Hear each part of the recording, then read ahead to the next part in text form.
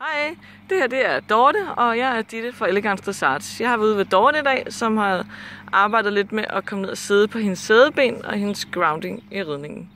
Vil du fortælle lidt om, hvordan det har været, Dorte? Ja, det vil jeg rigtig gerne, fordi jeg har jo i mange år haft dårlige vaner med at sidde forkert på min hest. Sidde og blive lidt skrutrykket og sidde og knække lidt i min hofte.